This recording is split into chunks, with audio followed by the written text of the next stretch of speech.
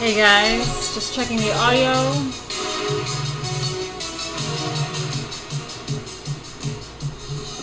Hey guys. Alright. Just checking the audio. I can hear myself, so that sounds good. I hate that this thing like focuses like super bright and it just gets really blown out. Anyway. You guys have been getting a lot of straight hair, Martina, lately. It's really strange. Also, excuse the audio. I'm trying. Let me know if you can hear this fan blowing in the direction. I know you can probably hear outside traffic, but it's too fucking hot today. Like, I can't deal with it. It's too hot. Windows are open. Fan is blowing. Like, it's hot. We got Revolt in here. Hey, what's up, Revolt? Can't stay, but Martina is a queen. Thank you. Anyway, yeah, you guys, something strange going on with my hair too, by the way. This is blown out, but I actually have extremely curly hair. And something changed with my hair. It's been like drying straight. Just fucking weird. My hair is like an afro, and now I have like straight hair. I don't know what happened to my hair. Is it too much hair dye? I dyed my hair black. Anyway, it's weird. I also got to put curls through it because this is weird. You guys are having too much straight hair, Martina. It's strange. Anyway, we got Mr. Malice. Hello. You look like a new person here. Hello. Hi. Hey, Smooth Operator. Nice to see you. We got some fun people in here. Revolt, who can't stay, but he's good. J8 said, Etruscan art. You're a real one, Martina. I think I'm saying that right. You guys know that I get caught up with pronunciation and vocabulary words, definitions. So it's always something to learn. That's the way I say it, Etruscan art, that's right. Anyway, not really. I've interviewed you twice, LOL. Oh, sorry about that. Whoops. Welcome. How's it going?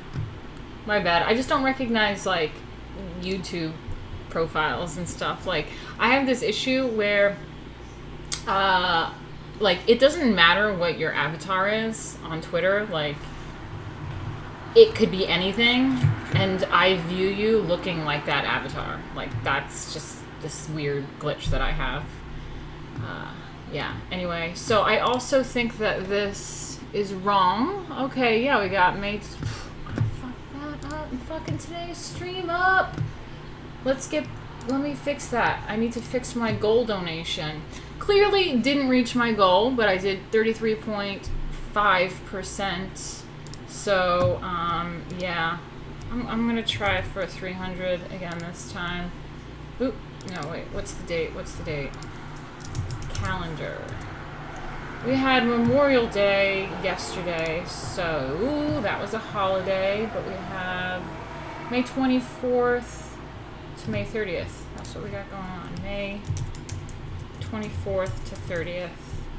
And we'll set a goal of 300, hopefully.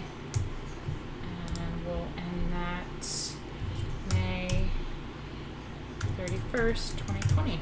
Okay, hopefully. There we go. Started fresh. If you guys want to help me out reach my goal, because it's my job right now, you can go to streamlabs.com/Martina Markota TV.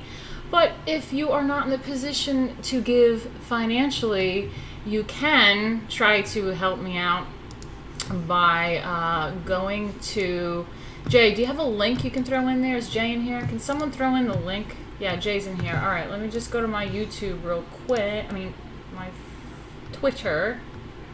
And find this post that I have, this link. Okay, so if you're not in the position to help me with Super Chat, Streamlabs, or any of that thing financially, you can help me out because I'm trying to do this silly contest. I know it's really stupid and corny, but I saw this stupid Facebook ad about Maxim cover competition thing. I've done something like this like 20 years ago when I was young, but I was in Maxim, not in the cover or anything, but it says that you can win 25 grand and be on the cover of the magazine. And I'm just kind of like, you know what? Screw it. Let me do this because I'm blacklisted. My career is shot. Everything like sucks. I'm broke. I lost my financial status because of my blacklist and everything. So I was like, you know what? I could use 25K, and I think it'd be really cool if we get me on the cover of this magazine, all like Lady Alchemy'd out. You know, it'd be really cool. So if you want, you can, and you can't contribute financially, you can always help me out by voting for me. And the voting is every day for the next like 9 days. So I mean, every day, if you could vote for me this week, that would be great. You can like re-vote every day. So just do that for me. That would be great. You can always help me out that way. Well, let's see what happens. It's one of those stupid contests, but like, you never know. Like, fuck it. Why not try? Mr. Mal said, it's all good. This is from a different name and different account from the one I've interviewed from, so my bad. Okay, yeah, that makes sense. Okay, so let's get back into this. We're going over, we finished ancient Greece. That was chapter 2 of the Gardner, Art Through the Ages by Gardner, which is the Princeton textbook. I think it's Princeton textbook for art history. It's the standard. They are also getting rid of the art history course. So here we are, going through the textbook, keeping it alive, Western culture. It was too Western for them, they said. Oh, God, I hate bras. Anyway. We got War Raven in here. Hail to the Queen of the Valkyries. Hello. There is Jake Wilson also. We got Blake in here. Hey, what's up? All right, let me put that link in the description as well, just so people viewing later can try. Let's do that. Yeah, so we have the Roman Empire. My mom likes to say the Holy Roman Empire, I think. Is that right? Were they Catholic yet? Holy Roman Catholic Church. That's what my mom is all about. Anyway, let's try to get the window capture in here. Sorry, I'm not prepared very well. There we go. Ooh.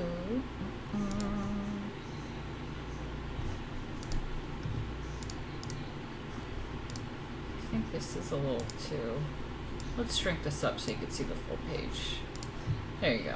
If we want to do a close-up, we'll go close-up. But let's try this for now. So, okay, I was going to say Caesar, but no, it's a portrait of Augustus as general from Prima Porta, Italy, early 1st century CE, copy of a bronze original of a circa 20 BCE marble. It's 6 feet 8 inches high, and it's at Vaticani, Rome. Is that like the Vatican or some shit?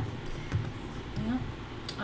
Portraiture is one of the most important genres of Roman art. Imperial portraits are carefully crafted political images that are not always likenesses. Augustus always appeared as a never-aging son of a god. Oh, I love that. So yeah, that's a good point that someone in the comments, I mean, I love you guys. You guys always have really, really great contributions and comments. We have a really fun, artsy crew in here, smart crew in here. And someone asked me if I liked Roman art. I'll wait. Right, thank you, motorcycle guy. I was trying to stream. Yeah, someone asked me if I like Roman art or Greek art the best, the ancient Roman or ancient Greek. And another person made a good point that Greek art is better because they did a lot of this political, a lot of busts, a lot of politicians, that kind of stuff in the Roman Empire, which is cool in its own way, and we'll go over that. But yeah, I definitely like the Greek stuff with the gods and goddesses and the idealized and the mythologies. It's really cool. But that's a good point, and we're seeing it already before we even started this chapter, is this idealized version of a politician. I mean, essentially, he's a politician. A general? I mean, I guess it's military. Ah, we have Michael Von Doom already in here. Hey, what's up? Says sneaking in during work dollars. Aw, you're so kind. Thank you. Yeah, I'm trying to work too. That's what I'm doing. Let me try to fix this filter. It's like really dark in this room. It's bizarre that it's so bright on my face. Am I like that white that I'm just reflecting? Why is this happening? I guess, okay, I think that's better. Not like my hair is like super white. Well, I guess that's good. Anyway, I guess I should move over this way, right? Okay. How you guys doing? Okay. Holy Roman Empire is the only Roman Empire. Okay. Did you get to enjoy the nice weather today? The leader of the pack has arrived. Yeah, I mean, I've been enjoying it all weekend and Memorial Day and everything. A lot of hiking. It's beautiful. I'm posting about it a little bit. Okay. Oh, look at that pose. Oh, love it.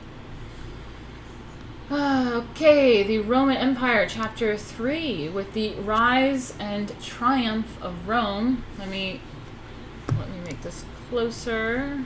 You guys can follow along a little bit. There we go.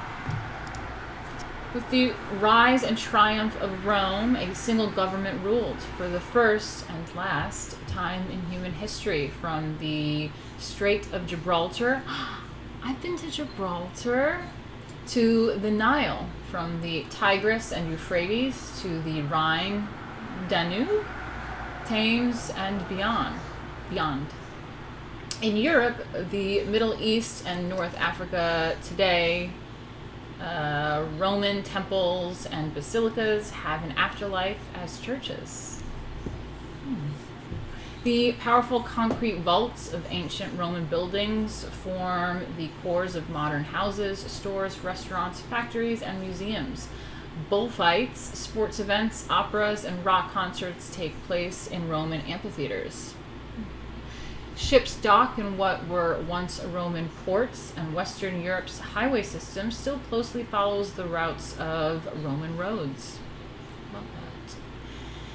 Ancient Rome also lives on the Western world in the concepts of law and government, in languages, in the calendar, even in the coins used daily. So again, when they talk about white people don't have culture, excuse me? Literally everything we do that you know of, that you think is normal, is Western culture. So anyway.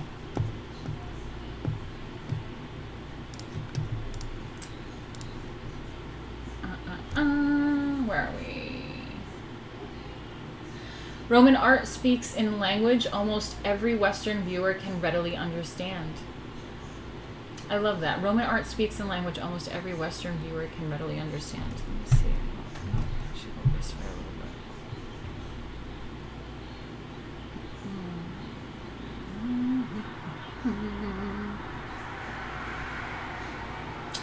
bit. Its diversity and eclecticism foreshadowed in the modern world. The Roman use of art, especially portraits and historical relief sculptures, to manipulate public opinion is similar to the carefully crafted imagery of contemporary political campaigns. Okay. And the Roman mastery of concrete construction began an architectural revolution still felt today.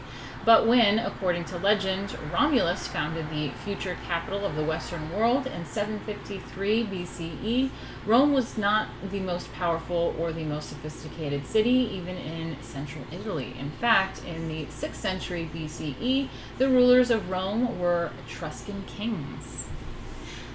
And then we're going to get into Etruscan art, which is exciting because I actually also really like Etruscan jewelry. There's like really cool big earrings and jewelry. It's really, really cool. Let's see. Let me just make sure I'm saying this right. I know Stephen Forex is like, Martina, you get caught up in pronunciation. Etruscan. Etruscan, okay. Just wanted to make sure.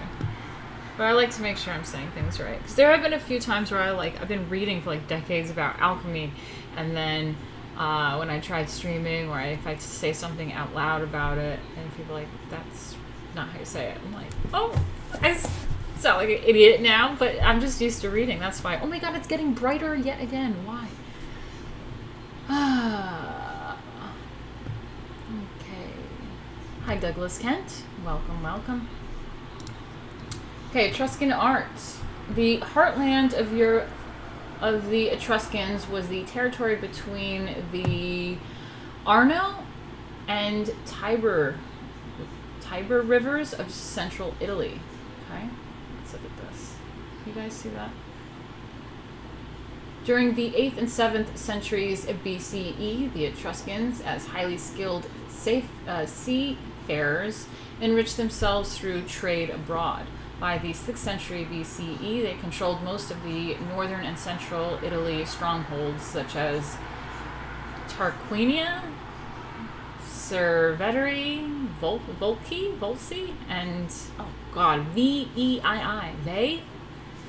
But these cities never united to form a state. They coexisted, flourished, or fading independently. Any semblance of unity among them stemmed primarily from common linguistic ties and religious beliefs and practices. This lack of political cohesion eventually made the Etruscans relatively easy prey for the Romans. Etruscan temples. I mean, okay, let's stop and think about that for a second. Okay, so the Etruscans were kind of like their own culture of people, I guess. Yeah. Oh, you guys didn't get to see the map. Okay, so here we go. Looking at the map here. Trying to see. Okay, there's the Rhine River. Rhine? We've been hearing that a lot. Okay, the Danube. Okay, see, I don't know these rivers. I know the Hudson River. That's my river. Oh, there's the Rhine. Okay, Danube. Huh. Oh, and also over here, yeah, Egypt, the Nile. Wow, yeah. Okay. All this. Yeah, so I think this is Gibraltar. Where's Gibraltar? Well, island off of Spain. Near Africa. Yeah, all this stuff. So, I mean, again, that gets a little annoying when people try to claim that that's Africa, that's African. It's like, yeah, but like, dude, Egypt was like ruled by Europe, okay? It was Macedonian, chill.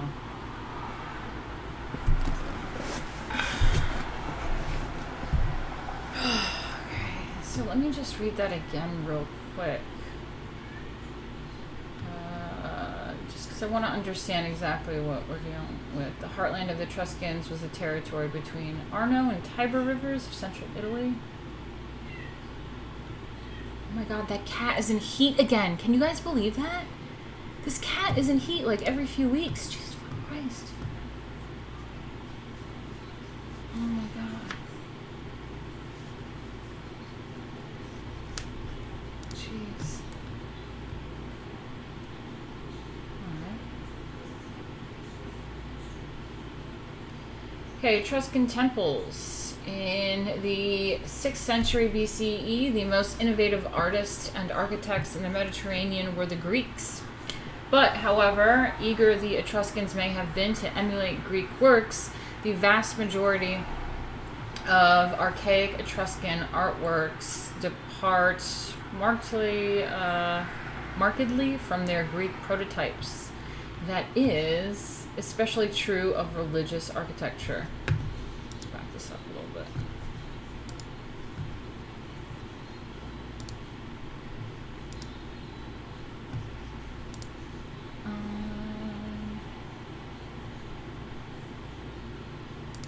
Okay. Let's see. Okay, Etruscan temple design superficially owes much to Greek architects, but the difference between Greek and Roman temples far outweigh these similarities. Because of the materials Etruscan architects employed, usually only the foundations of Etruscan temples have survived. Supplementing the archaeological record, however, is the Roman architect Vitruvius's treatise on architecture, written near the end of the 1st century BCE. In it, I think I'm saying that right, correct me if I'm wrong, Vitruvius provided an invaluable chapter on Etruscan temples. Let me fix this so you guys can see it a little bit better.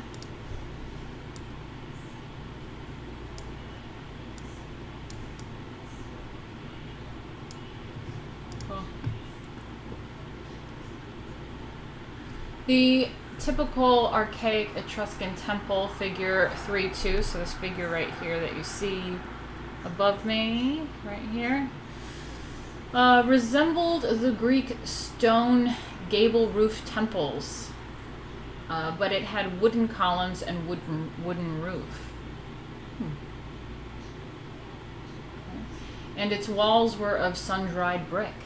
Entrance was via a narrow staircase at the center of the front of the temple, which sat on a high podium, the only part of the building made of stone. Okay, so the staircase is the only part made of stone. Everything else is wood. Oh, that's interesting, because it's definitely different from the Greeks that way. Although I can see a similarity, but it definitely has a little more ornamental shit up top there. Sun-dried brick, that's pretty new, I guess. What is this?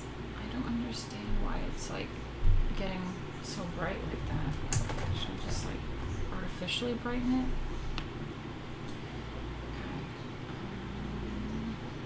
Okay. Entrance was via a narrow staircase at the center of the front of the temple, which sat on a high podium, the only part of the building made of stone.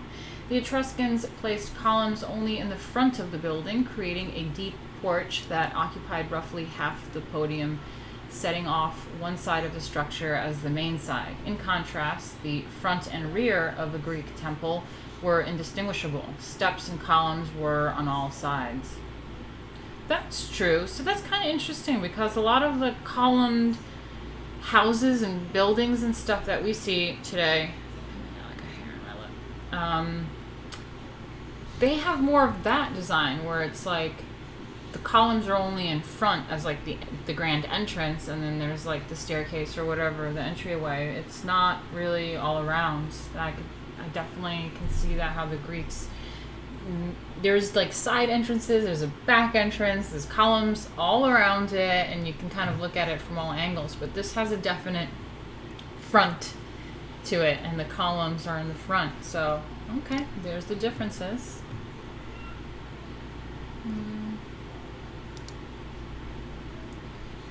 Anyway, how are you guys doing? Tuscan, Italy. Oh, that's interesting, MCAD. Oh, all right. Nothing else? No conversations, guys? All right.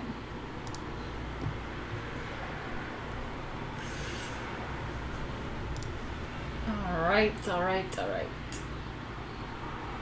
Etruscan temples differed in other ways from those of Greece. Etruscan columns, also called Tuscan columns. Ah, there you go. Thank you for that comment. See, I love my chat. They're always so smart. Also called Tuscan columns, resembled Greek Doric columns. Yeah, remember the Ionic and the Doric columns that were a little bit different. I think there are some that are a little bit more simple. Which one is which? Let's look. And then they have more of the like ornate stuff on the like kind of like little friezes. What was it? Damn it! I forget all this art history that we already went over. But there's all the different like what is it called? Definitions for the parts of the column and how they look. And there's the Doric and the Ionic. But yeah, so they resembled the Greek Doric columns, but they were wood, unfluted, and had bases. Okay. Because of the lightness of the superstructure they had to support, Etruscan columns were, as a rule, much more widely spaced than Greek columns. Unlike their Greek counterparts, Etruscan temples frequently had 3 cellas, one for each of their chief gods: Tinia, Roman Jupiter, Greek Zeus; Uni, Juno, Hera; and Minerva, Athena. Further, pedamental statuary was exceedingly rare in Etruria.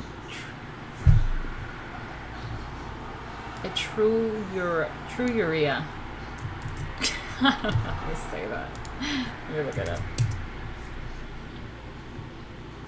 What the hell is that? It's a region of central Italy located in an area that covered part of what are now Tuscany, Lazio, and Umbria. How do I say that, though? I want to hear how to say that. How to pronounce. Oh my god, that fucking cat. Etruria. Etruria, okay. Got it. Matias says, I'm enjoying these art history books more than the college books I'm obligated to read. Etruria, thank you, DJG.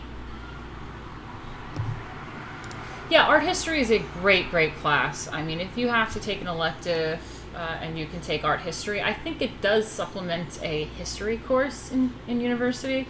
So I would recommend it. I mean, it's very tough. It's not an easy art class. It's an art history class, and it's different kind of history, much more in-depth and focused on architecture, art, like a lot of other stuff, but like involving history with it. But I do believe it replaces a history course in university. So I mean, if you're into it, I find it fascinating. I've always recommended it. You should look into that as an elective. You got an A, Jay. That's very good. Yeah, art history is a tough course, actually. Anyway, the Etruscans normally placed narrative statuary of hollow cast terracotta instead of carved stone on the peaks of their temple roofs. Yeah, so let's zoom in a little bit and check out these roofs. The roof. Look at that. Yeah, it's quite different. I mean, I really do like the Greek style of like all the friezes and the crazy, the like beautiful. What was that word that we learned last time? Writhe, where it's like squiggles and like pain. The writhe. Yeah. But I do like Etruscan jewelry. I like earrings. If anyone's interested, but Etruscan earrings are awesome. Ah, Blake, yeah, he said only get dance history. Loved it. Yeah, dance history is great too. Yeah, I love dance history too.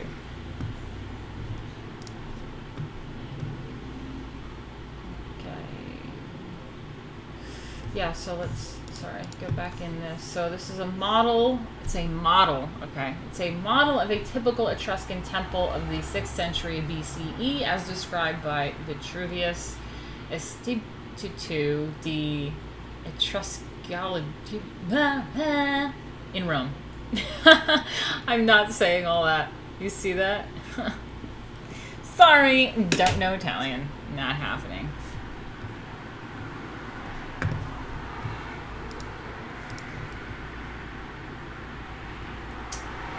Alright, where did we leave off? Yeah, the temple roofs. The finest of these rooftop statues to survive today is the life-size image of Apullu.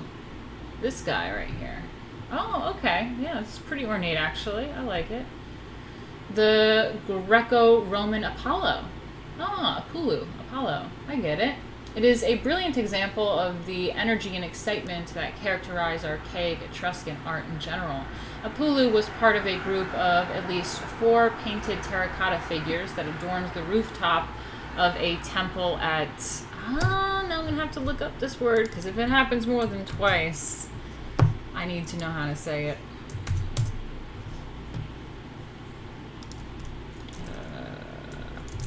to pronounce.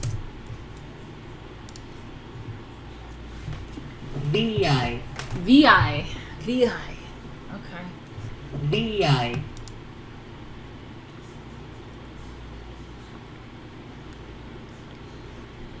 VI. Okay, glad I looked that up. I was saying it wrong. Okay, so this sculpture right here is a life-size Greco-Roman Apollo. It is a brilliant example of the energy and excitement that characterize archaic Etruscan art in general. Apollo was part of a group of at least 4 painted terracotta figures that adorned the rooftop of a temple at Veii. The god confronts Hercules for possession of oh god, you guys see it? Serenian. Shit, I don't know how to say that either. I'm sorry. I can't continue without looking that up.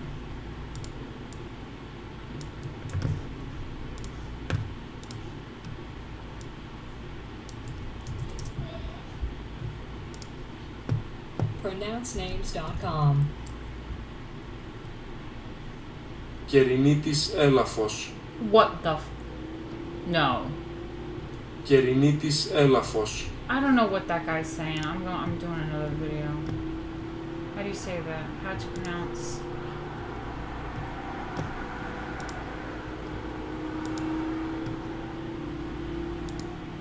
Say it. My preferred accent is English. Now say it. I have to download something? No.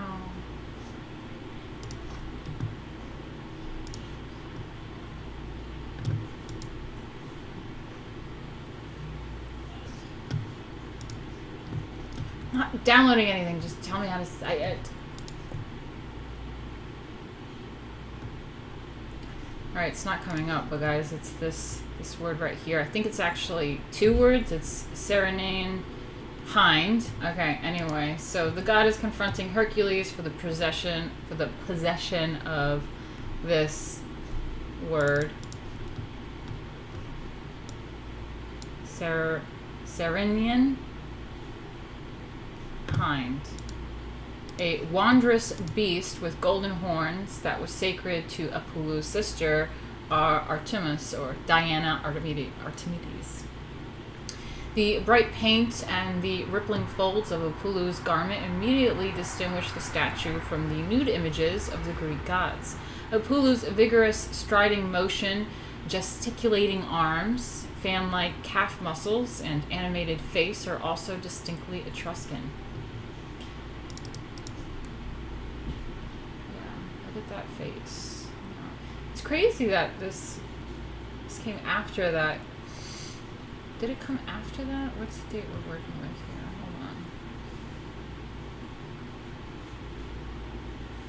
Hold on. Okay. Yeah, now I see it.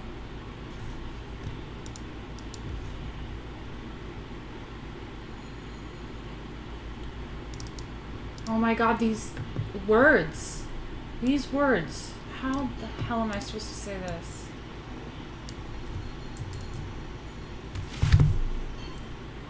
Excuse me.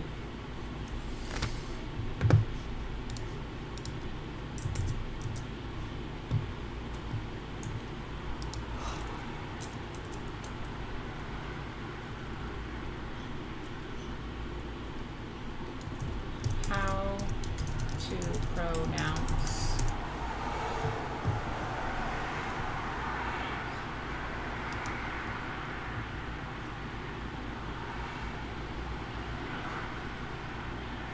sarcophagus. Oh my god, sarcophagus? Really? What's that first word? How do I say... Is this another dumb word like sarcophagus? Servetry? I think it means a couple, spouses. That's what I'm seeing in Google, but I'm not seeing the pronunciation. So it's, yeah, sarcophagus of the spouses. So I guess I'll say that. I'm not going to say Cerveteri sarcophagus. Also made of terracotta, the favored medium for life-size statuary in fucking hate these words. Etruria is a sarcophagus in the form of a husband and wife reclining on a banquet couch from a tomb at, that's probably why, I guess it doesn't mean spouse, it's the location, from a tomb at Cerveteri. Sarcophagus literally means flesh eater, and most ancient sarcophagi contained the bodies of the deceased, but this one contained only ashes. Cremation was the most common means of disposing of the dead in Etruscan Italy. This type of funerary monument had no parallel in Greece, which then had no monumental tombs to house large sarcophagi. The Greeks buried their dead in simple graves marked by a vase. Oh, I like that. Statue or stele. Moreover, only men dined at Greek banquets. Their wives remained at home, excluded from most aspects of public life. Right-wing Twitter would approve of that. The image of a husband and wife sharing the same banquet couch is unknown in Greece. The man and woman on the Cerveteri sarcophagus are as animated as the VI Apulu, even though they are at rest. They are the antithesis of the stiff and formal figures encountered in Egyptian tomb figures. Yeah, so remember, like, the Egyptians had the, like, really... Oh, the tomb figures, yeah, they were, like, you know, we all know what they look like. But in general, the Egyptian figures were really, like, solid structures, both, like, sitting there, very somber. Yeah.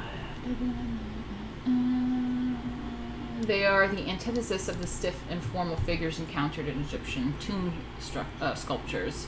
Also typically Etruscan, and in striking contrast to contemporary Greek statues with their emphasis on proportion and balance, is the manner in which the Etruscan sculptor rendered the upper and lower parts of each body. The legs are only summarily modeled, and the transition to the torso at the waist is unnatural. Yeah, I'd say so. Look at that. You guys see that?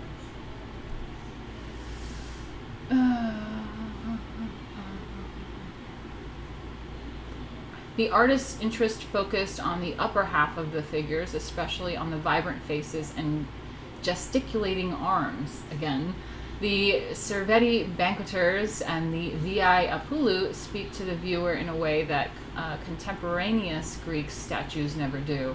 I like the Greek stuff better, to be honest. I just, like I said, I like Etruscan jewelry. That's where I'm at. That's my stance on that. I like the Greek stuff better. Oh, we have Stephen is Who in here. What's up? Cilantro sarcophagus. That's right, Jay. Who partied harder, Caligula or Aphrodite? Good question. I'd say Caligula, although Aphrodite was quite up there. Don't download anything, you're gonna get a virus. I know, that's why I was like, not downloading things just to hear a translation.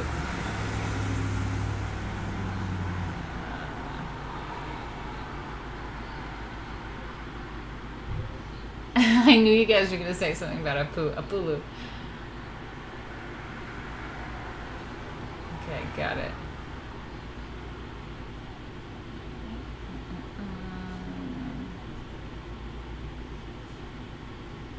For the glory of Rome, Imperium Romanum.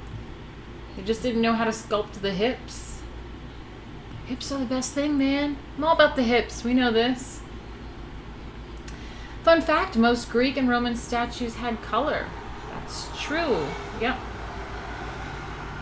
I think we talked about some of them. Do you remember that one? It was the gravestone, because they didn't do the tombs or anything. It was the gravestone of, like, that young wealthy chick, and she was like, had like that servant showing her jewelry box, and she was looking at some emerald or something, and they had that painted and stuff.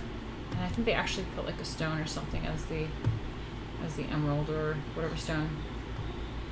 I need a lady with sculpted hips. That's right, MCAD. That's right. All right, so let's check out the sarcophagus. Look at this weird ass no hip action. They're just like sitting this way, and then they're like, "Hey." She's looking at something. It's a fucking cat. I swear to God, I'm gonna kill it. Sarcophagus with reclining couple from Cerveti, Italy, circa 520 BCE, painted terracotta, 3 feet 9.5 inches by 6 feet and 7 inches. It's in the museum at Rome. Sarcophagi in the form of a husband and wife on a dining couch have no parallel in Greece. The artist's focus on the upper half of the figures and the emphatic gestures are also Etruscan hallmarks. So let's look at their gestures, since this is what they were focused on a little bit more. So the bottom half of them just like chilling, and they are on a party couch, right? What do they call it? Dining couch. Okay. Damn, I want to dine like that. I just want to sit on a couch all day. And they're chilling. What is she holding? What's happening here? They rolling up or something? I do like the legs of this. I do like some aspects of Etruscan. It's a little more like, has certain details that's quite nice. That's why I like the jewelry.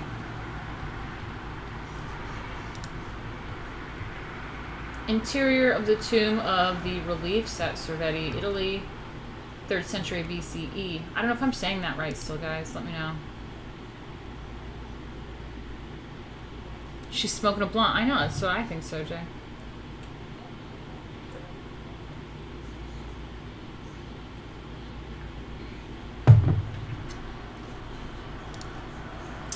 Alright. The Cerveti necropolis had scores of tumuli with underground burial chambers. These Etruscan houses of the dead resembled the houses of the living. This interior has painted stucco reliefs evoking a domestic context. I'd live there. I'd live there.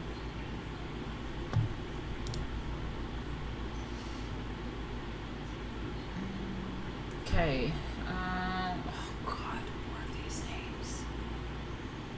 Bandit. I see that. I see bandit. Bandit. Oh.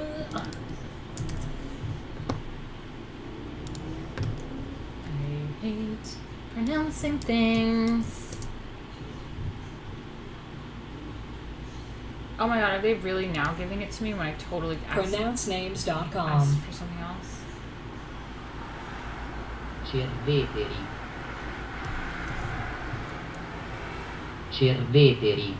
Why did you have to do it in an Italian accent? Like, really? How to pronounce? Banditaccia. Banditaccia. Oh, okay, the double C is a ch. Okay. Banditaccia. Banditaccia. Sounds good.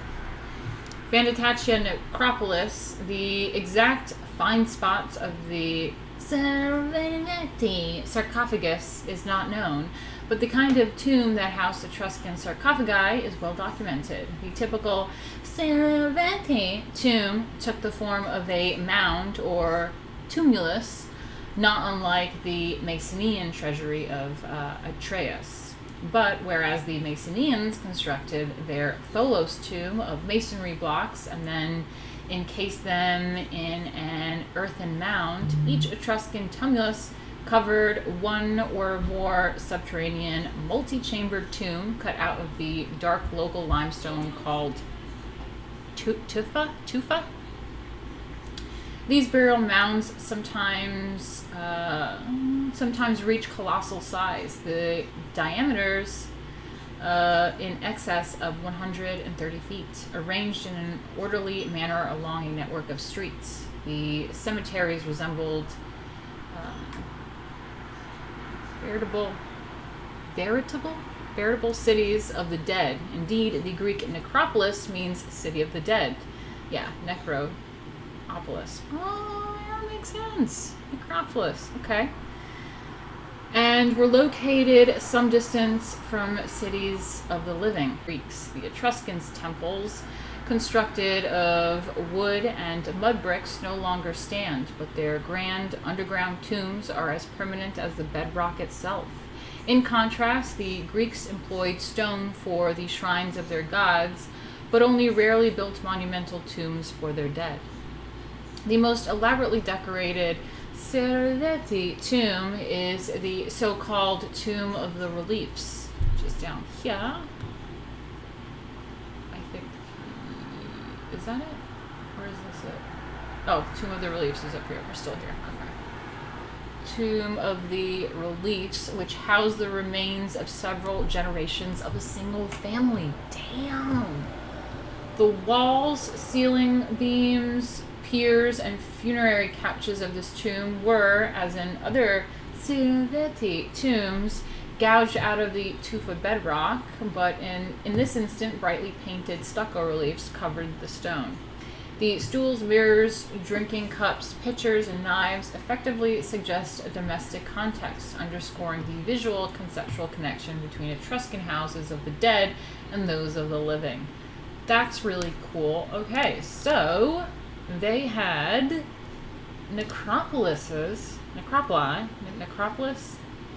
which is the city of the dead, and they literally had living cities and dead cities. And this is a tomb for an entire generation of family, or several generations of a family, and they had like cups and shit, like it was like a living house.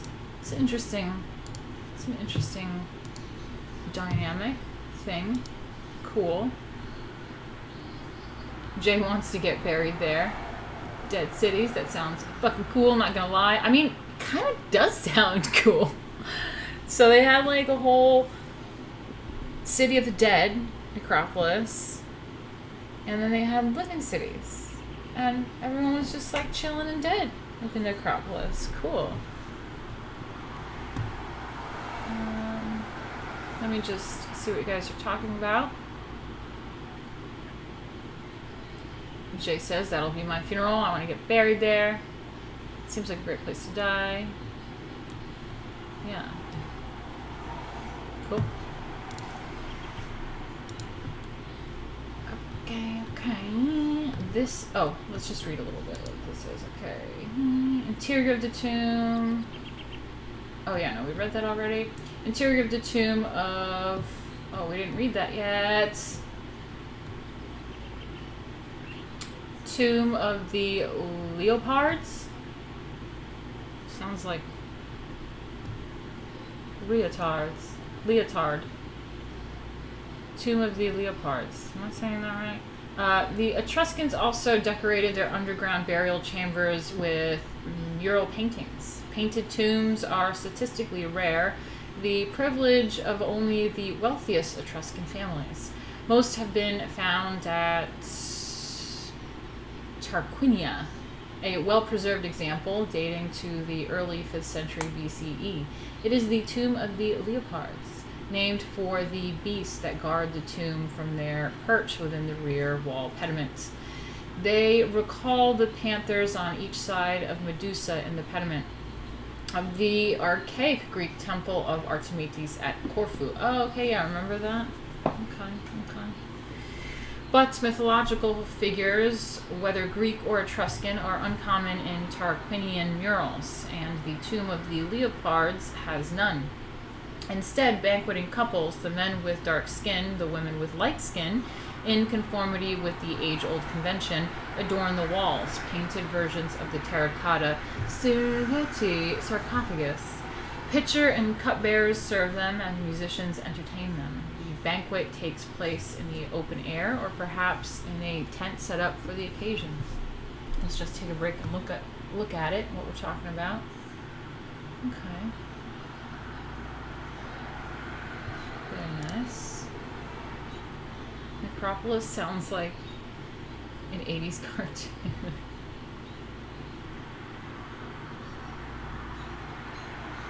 Leopards. Not to be confused with leopards. I don't get it. I'd party in the necropolis. Me too. I would just like live there. I'll be like, yeah. I mean, I'm basically dead anyway. No, the necropolis, it just reminds me of the... Oh my god. What was his name? Shit. Hold on, I gotta ask my sister. Just Google it. Hold on.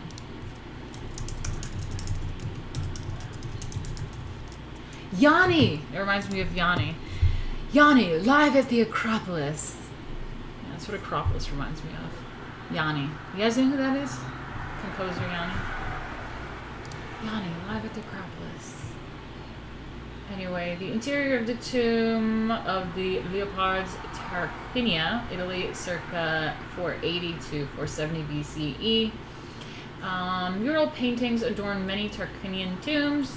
Here, guarded by leopards, banqueting couples, servants, and musicians celebrate the good life. Aww, the men have dark skin, the women fair skin. Yikes. Ooh, he said yikes. I'm just thinking don't tell right-wing Twitter about that. I didn't mean it any other way.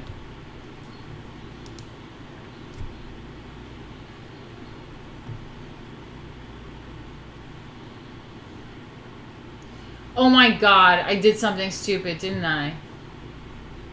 It's leopards, like the cats. So are they actual leopards? I'm reading everything really fancy. What did I read the other day? It was so fucking funny. I was reading something and it was seriously just like a basic word and I read it so confused. I don't know, I'm fucking retarded sometimes. What can I say? You just gotta own it. You just gotta own your retardation. I mean, I'm reading all these like Italian things. Etruscan shit. Everything's like a weird way to see leopards. Oh my god, it's so embarrassing. That's probably how the Romans pronounce leopards. Necropolis, City of the Dead. No, yeah, we just went over that. Leopards, leotards, leopards, leotards. I'm confused now. Italian, Latin. What's the difference?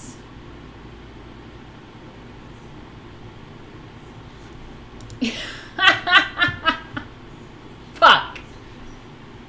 I don't even see leopards. I don't know what a leopard is. I'm a retard. Oh, I do see a leopard. Oh, now I see it. Fuck. That's so funny. Thank you. No, they're not extinct now. Maybe a leopard is extinct. Fuck. It's too hot. I can't think. Oh, finally. Something.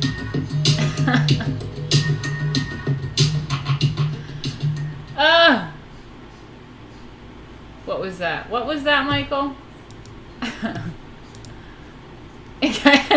No one else caught it except MCAD. MCAD's the only one like Martina.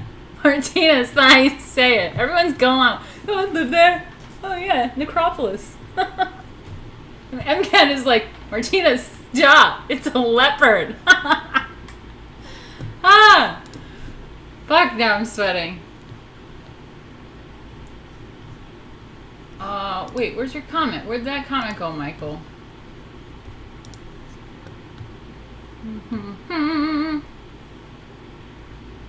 Feeds you more sugary cereals. That's so funny, Michael.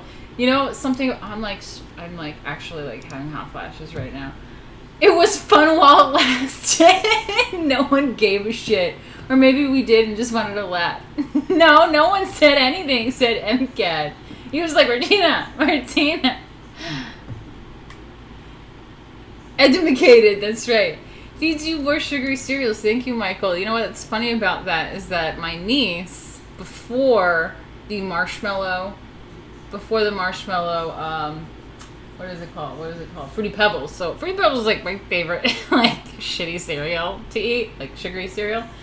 And so my niece had a bowl of Fruity Pebbles that she wasted, and it was being dumped, and I got mad, and I was like, you're not eating the cereal. You have to finish it. That's a waste. I mean, I didn't force her to eat the sugary cereal, but she, like, dumps a whole bowl of cereal and then wastes it, and I got mad, because I was like, that's expensive. Like, that cereal's expensive. Don't do that. She goes, how much is it? So it's like $5 a box. She goes, oh, that's not that much. Oh, you try earning $5. Okay? Alright, niece? Because so far, I only made $10 in an hour, okay? So far, it's only been $10 this whole stream. And I got one more hour to go. And I've only made $10 for the day. $10 for the week. That's been my income so far. So, for the whole week. And, yeah, niece, $5 for sugary cereal. It is a lot of money. Okay? Yeah, she wasted it. Yeah, $5 for a box is a lot of cereal. What was my favorite cereal as a kid? It was Fruity Pebbles and Captain Crunch. Got that Captain Crunch happening. The Fuzz. Hail McQueena. Hey, hey. No wonder Mila's so fucking hyper. Thanks, Michael.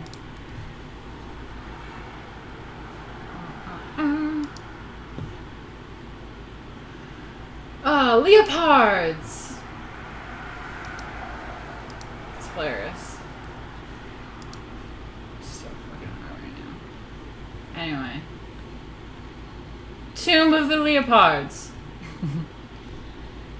Where are we at? Where are we at? Okay, there's a pitcher and cup. Beavers. Oh my god, I'm just like, I can't right now. Oh, there we go. Someone's...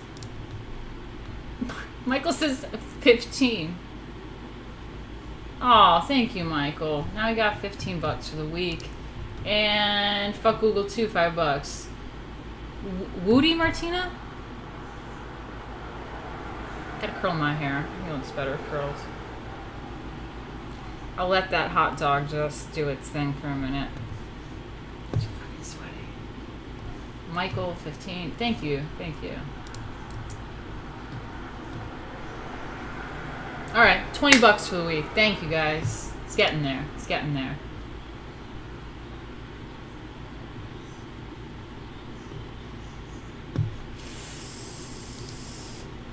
Alright. Ooh, Stephen is who said, I'd rather have croissants and some fruit for breakfast. I love croissants. Love croissants, yeah. That's it. Alright, where are we at? We are working on this Etruscan tomb of leopards. Okay, so where are we? Instead, there are banqueting couples, men with dark skin, women with light skin, in conformity with the old age convention. What does that mean? Does anyone know what that means? The men with dark skin, the women with light skin, in conformity with the age-old convention. Is that because the men were out working, so they were like tanned? Anyway, that adorn the walls, painted versions of the terracotta Cerveti sarcophagus. Pitcher and cupbearers serve them, and musicians entertain them. The banquet takes place in the open air, perhaps in a tent set up for the occasion. In characteristic Etruscan fashion, the banqueters, servants, and entertainers all make exaggerated gestures with unnaturally large, enlarged hands. The man on the couch at the far right on the rear wall holds up an egg, the symbol of regeneration. Aww. The painting is a joyful celebration of life, food, wine, music, and dance rather than a somber contemplation of death. Okay, so let's look at that again. Let's look at this again. Okay, all the way on the far right, someone's holding an egg. Where's the egg? I'm not seeing an egg, but whatever. Okay, I see musicians. Oh, I think he's holding the egg there. Okay, I see it. Oops, sorry. Sorry, that was a bad angle. Sorry, guys. Okay, musicians. I think the guy's holding up an egg. We got a guy with a pitcher. Some water bears there. Or wine bear. Alright. Dance and life and regeneration. Wonder Girl 60s gave $5 and said check my PayPal. Great show tonight. Oh, Wonder Girl, it was a shit show today. It was a shit show today. Thank you very much. I think the last one was better. The Hellenistic Greece was much better. I don't know what I'm talking about today. Thank you. You're the best. I love you guys, seriously. Where are the Kangs?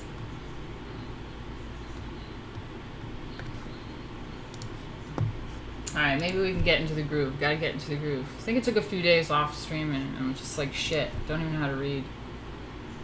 Okay, she's laughing so hard. Okay. You know what? Then it is a good stream. If it's funny. I think the last stream was more educational and this was just ridiculous. Sometimes I'm just so stupidly funny.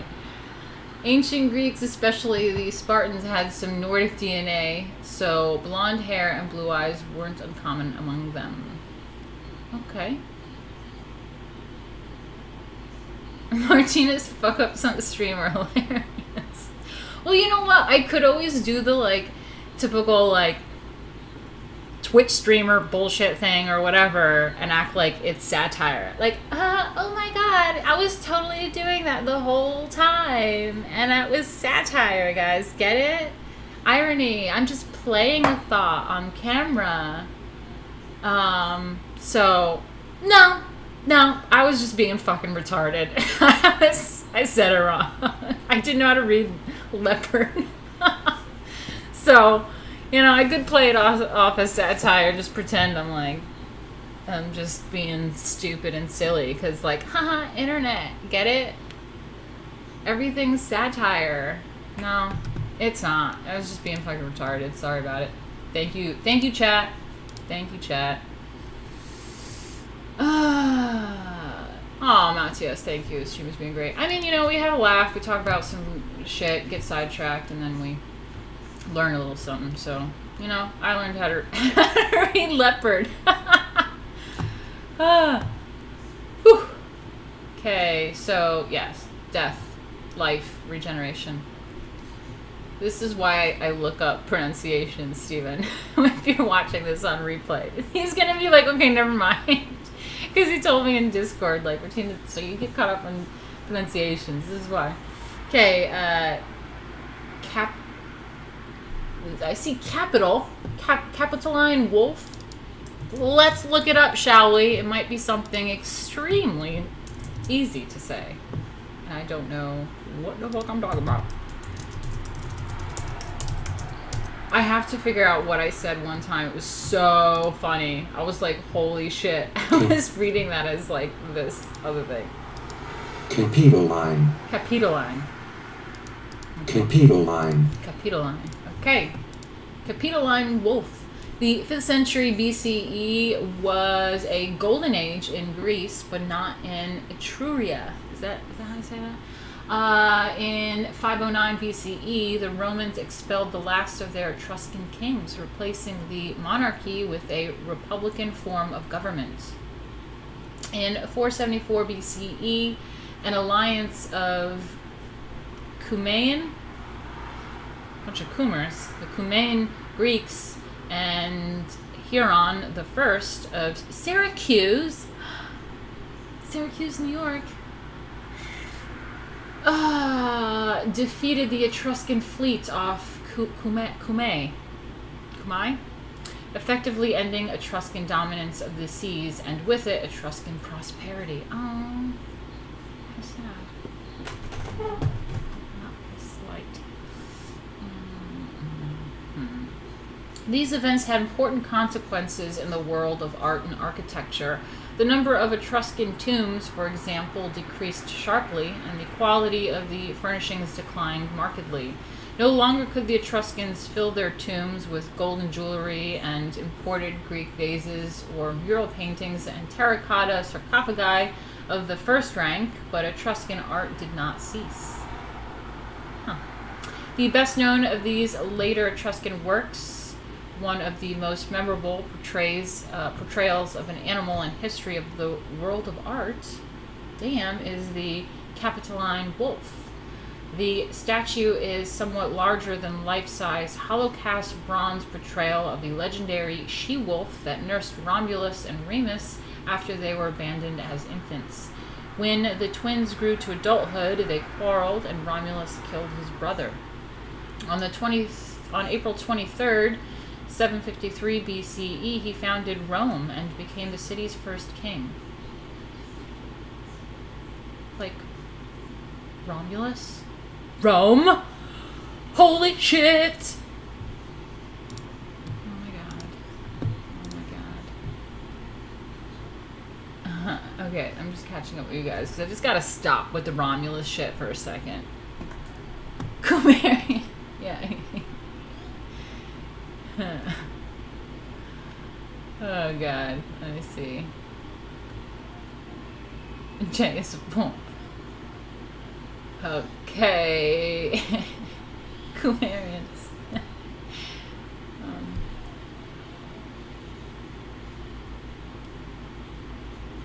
Okay, whenever you're having doubts how to pronounce leopard, think of the rock band Def Leppard. They're 2 steps behind anything. Okay. Leopard! The Etruscan kings and their hood taken away. Damn, why you never stop? Yeah, it's true. Syracuse, New York is ghetto, indeed. I hate going there when I have to. I was born there, really. There's even a Rome, New York. That's true, MCAD. Yeah, Rome, New York. Yeah. Syracuse, New York. There's a lot of British stuff. There's Hyde Park. There's Leeds. There's the Hamptons. There's Jersey. York itself. New York. Anyway, there's a lot. The more that when I lived in the UK, I was like, huh, no way. We have that too. It's a lot of stuff. You guys are going on about the Kumarians. Yeah, that's right. Everything's named after Dutch, Greek, Roman, English, Native American names. Yeah, it's true. We have Chappaqua, it's Native American. We have Tuckahoe. Yeah, that's true. Okay, where are we at? The Capitoline Wolf. Okay, Romulus and Remus. And Rome became the city's first king. The Capitoline Wolf, however, is not a work of Roman art, which had not yet developed a distinct identity, but it is the product of an Etruscan workshop. The suckling infants are 16th century additions. The vitality accorded to the human figure in Etruscan art is here concentrated in the tense, watchful animal body of the she-wolf, with her spare flanks, gaunt ribs, and taut, powerful legs. Ooh. Taut, powerful legs. The lowered neck and head, alert ears, glaring eyes, and ferocious muzzle capture the psychic intensity of the fierce and protective beast as danger approaches. Okay. That's disgusting.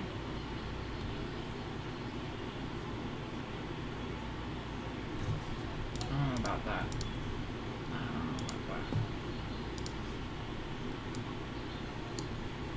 Sorry.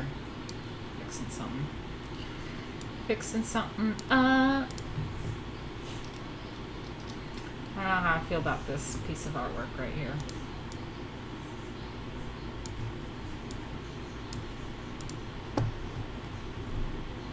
How do you guys feel about that? Rome was less gay than Greece. Okay.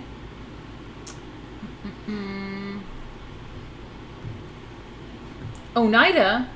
Stephen is who? Tell me who the hell Oneida is named after. Really? Is that Greece or some shit? I mean, Rome?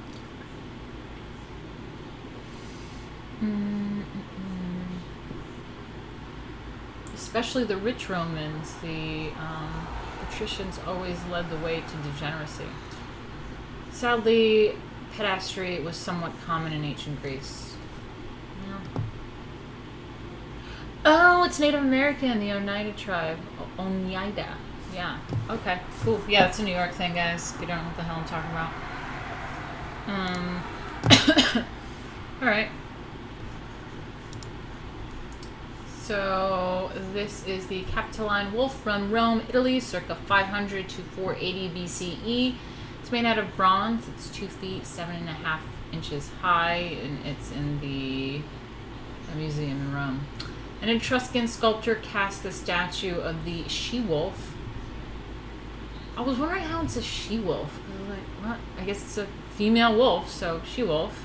That nurses the infants Romulus and Remus, founders of Rome. The animal has a tense, gaunt body and an unforgettable psychic intensity.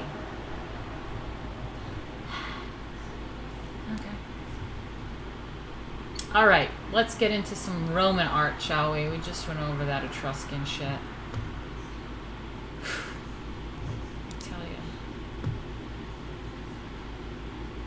That's not a wolf. That's a leopard. That's right. Milkies. So it's more like a dog than a wolf.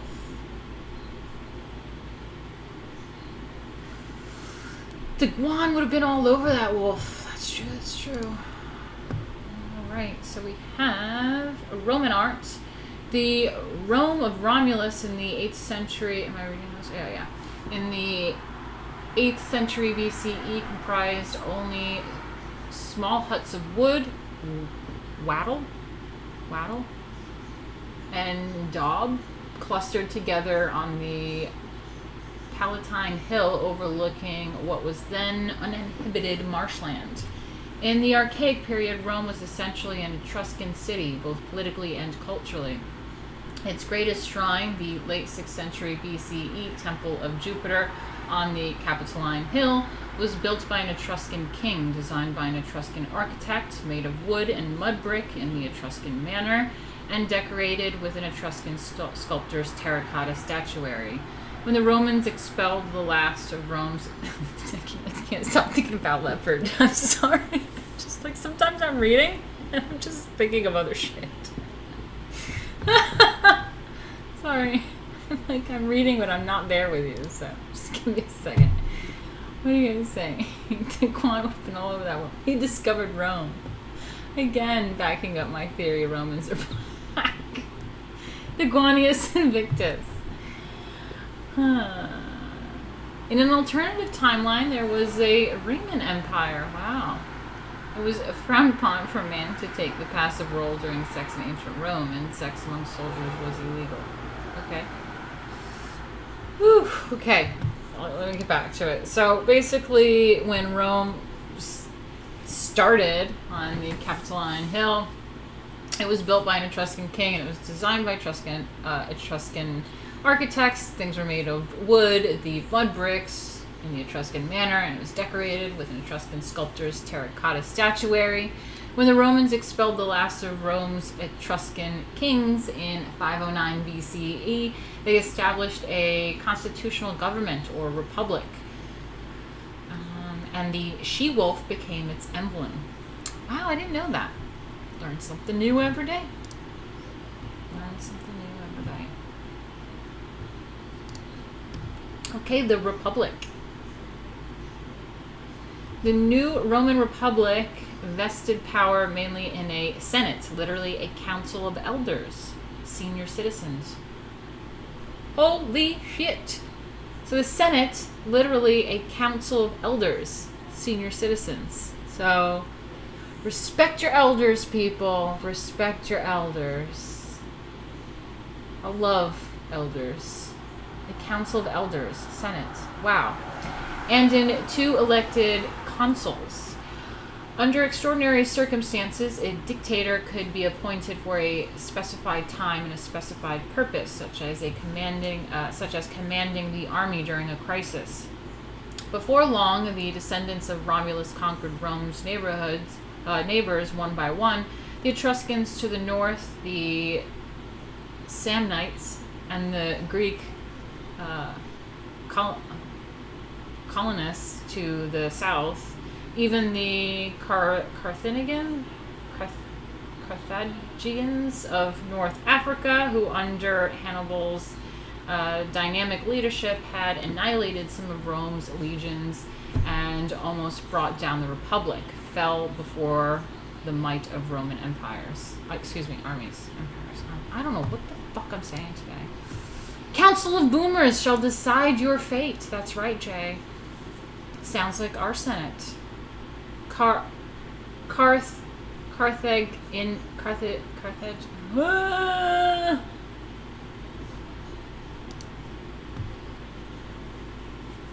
Okay, where are we at? The year 211 BCE was a turning point for both Rome and Roman art.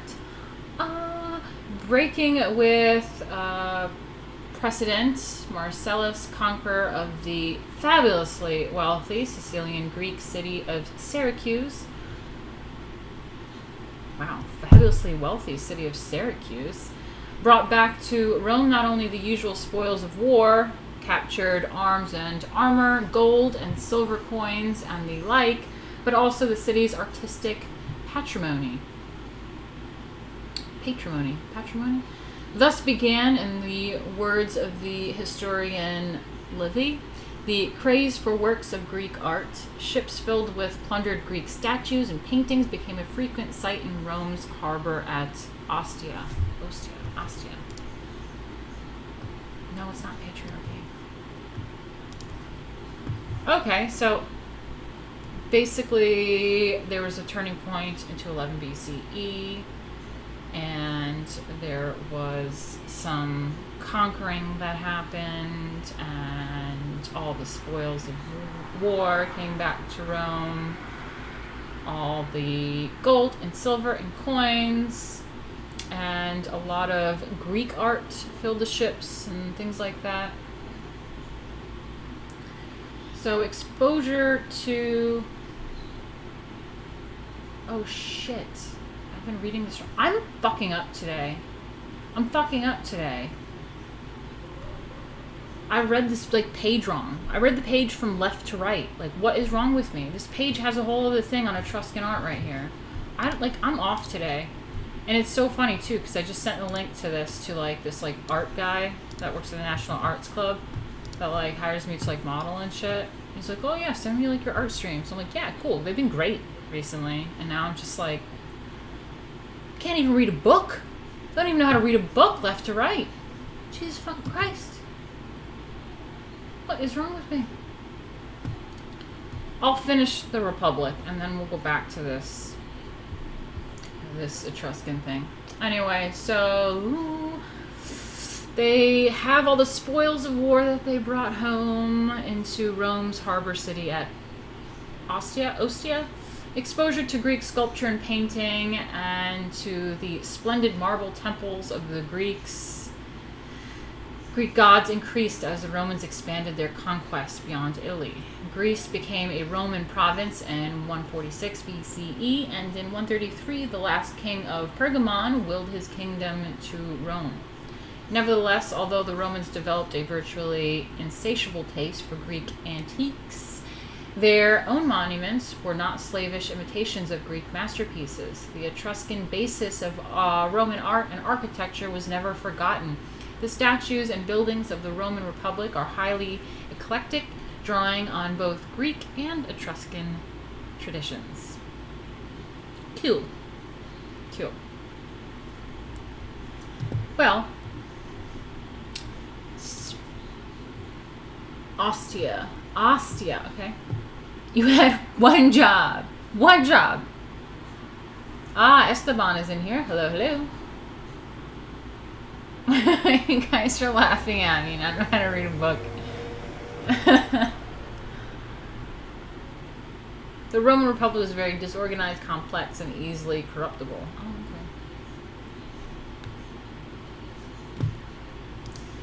okay. Alright, more Etruscan shit I don't know how to say. Let's see. Just I don't know what's wrong. I can't today. don't know how to do anything. This is supposed to be pronouncewiki.com, and I'm not. What? Oh, English pronunciation. Almedai. Okay. Almedai. Almatel. Almedai. Almedai. It sounds like Amadei. There's no way that that's Amadei. Almatel. I'm gonna say that. Okay. Xamanioka. Veii fell to the Romans in 396 BCE after a terrible 10-year siege. I'm just kidding. I don't know. I'm just making fun of shit. Just don't read too much into that. I don't know what I'm saying. Rome concluded peace with Tarquinia in 351, but by the beginning of the next century, the Romans had annexed Tarquinia too, and they conquered Sorveti in 273. By the 1st century BCE, Roman hegemony over the Etruscans became total. A life-size bronze statue, figure 3-8. Okay, this guy, representing a man named Almatel, is an eloquent symbol of the Roman absorption of the Etruscans. The man raises his arm to address an assembly, hence the statue's modern nickname, orator. I had a whole, I don't know, Italian Etruscan word for that, but it's orator, or orator, orator, an order, or orator. Someone speaks, orates, you know.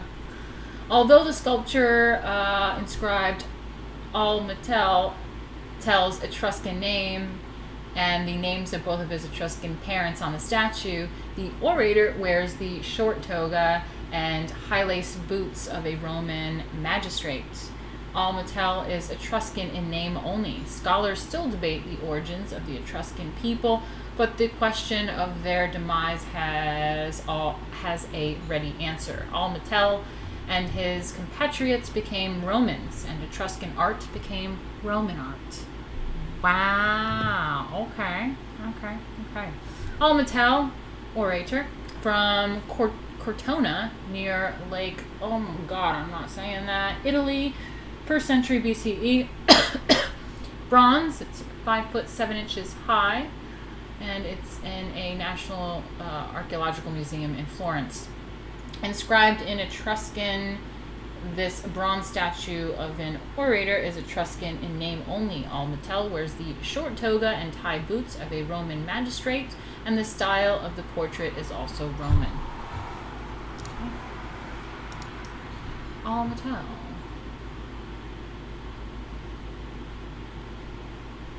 Are you making fun of me, Rainbow?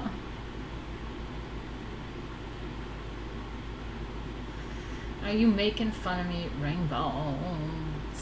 You had one job. Are you one of those teachers who just read the book to us? No, we laugh and have fun in here and chill, and we look up definitions and we talk about it. But motherfucker, just so you know, I was actually,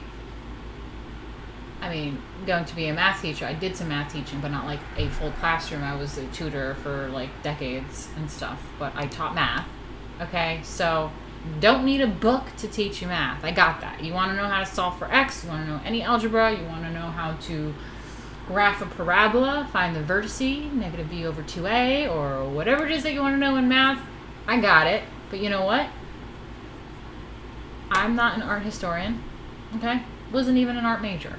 I just took an art history class 20 years ago. So calm down. Yeah, there's a lot of bullshit. If you don't want to hear reading, you can go on some other, bullshit stream where people are talking about e-drama or burping or whatever current Zoomer bullshit, playing video games. People watch people play video games on stream, okay? People are having a problem going through art history chapters, okay? Do you know this stuff? Do you want to hang out with us and go through chapters and laugh and engage in the chat, and we can read a chapter, and what's your problem? Anyway.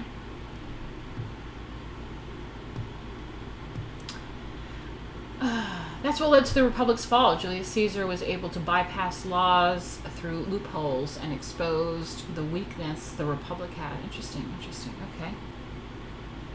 What's a parabola? Oh, God. My ancestors were Samnites. Sabines. Oh, okay. Next door neighbors to the Etruscans. Cool. Awesome, Joe Nemo. That's cool. Math. I'm dying slowly inside. Yeah, math. I got it. Nah, math is my thing. Are you really looking into wrestling? Yes. About 6 months ago, I applied for WWE. Because I think Lady Alchemy would totally be a good wrestler. Fuck it. Why not? And there's a lot of training and stuff you need to go through. So, yeah, I mean, I think Lady Alchemy would be a... John Montero said, way better to hang out through classical art history than watch someone play video games. I mean, I agree. I mean, I don't know. Like, whenever people have a problem with what I'm doing, I just don't understand. Because I see people that get so many views, have so many viewers, and are, like, popular YouTubers that do the dumbest shit. Like, I'm sorry people don't like that I, like, just read... Like, yeah, I want to read a book. Like, is that a problem? I see people do dumb shit, and they talk about dumb things. They play video games. They, like, talk about nonsense. They talk about e-drama, things that don't even make sense. Like, it's like, whatever. Lady Alchemy would be a fine wrestler. She has the style to make an entrance. Yeah, that's what I'm talking about. I want some, like, Undertaker entrance. It's going to be, like, fog. It's going to be strobe lights. It's going to be costumes. I'm going to fight some SJWs. Anyway. Yeah, someone... Look, a new commenter in here. I haven't seen this person before. I never understood the appeal of watching someone else play video games. I don't get it either. I could show you magic illusions to use the ring for your entrances. I would love that, Victor. I actually want to do stage illusions as Lady Alchemy in general for performing. So that'd be great. I would love that. Dude, email me, DM me. Hell yeah. Anyway, guys, don't forget, we've been streaming for about an hour and a half. If you'd like to help me out, I am at 3.33%. Why does that always happen with me? It's always 33s.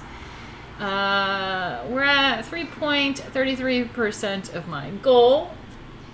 It shows on Streamlabs that I made $10. I know I made 20, but 10 of that is on Super Chats. But my Streamlabs goal is 300, so I'm only at 33.3%. If you'd like to help me out, you can go to that link right here. It's streamlabs.com/Martina Markota TV. And if you're not able to help me out financially, you can help me out with, in the description, let me send another link. I'm doing some stupid contest where for Maxim, be on the cover and get 25K. Fuck it, why not, okay? Just, like, vote for me. There you go, there's the link. You can always help me out if you can't give a donation. That'd be great. Oh, God. I know you want to, but I think you should be political again. I mean, I say political things in all my stuff. So, I mean, like, I am political, but I'm not trying to get into that for business anymore. Let's see. 33 is the Masonic number. Yeah, I know. That's why on Twitter I am Lady Alchemy 33. It's a very esoteric number in general, not just Masonic. Jesus died at 33, 33 degree Mason. 33 is just like this repeating thing, you know, in esoteric kind of things. And it's really funny because when I got blacklisted, there was, I have a screen cap of it. It's absolutely hilarious. It's on my Twitter if you want to find it on my Martina Markota Twitter. It's like the pinned tweet, but in one of there, it says, oh, I just realized I'm following Lady Alchemy on Twitter, and her handle, ooh, excuse me, talk about burps. Excuse me. Her handle is her Twitter handle is Lady Alchemy 33, and I just realized that Hitler started his first concentration camp in 1933. What do you think, guys? I'm like, oh my God. Dude, 33 is an esoteric alchemy number. It has nothing to do with Hitler. Chill. Anyway.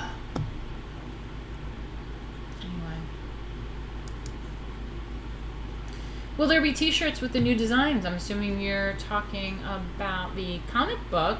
Yeah, I mean, I'm selling the old shirts because I have them in stock and I actually don't mind them. I gave one to my niece. She loves it. She's rocking my merch, she says. She's rocking my merch. I have Lady Alchemy merch. She's very proud of it. It looks really cool.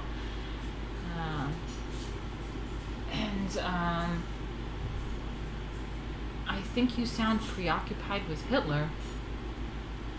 Is that like a quote? Oh, it's a quote. Okay.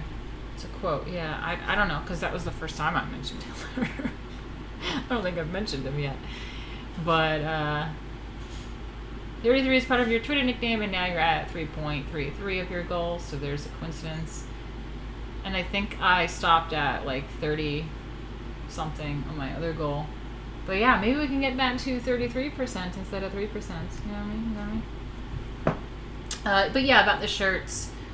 I mean, I need to sell the old shirts, and I still happen to actually genuinely like the shirts. But yeah, when I get all the artwork and get things in color and establish everything, I will see what I want to make merch out of and put that up. So the answer is yes, but not right now.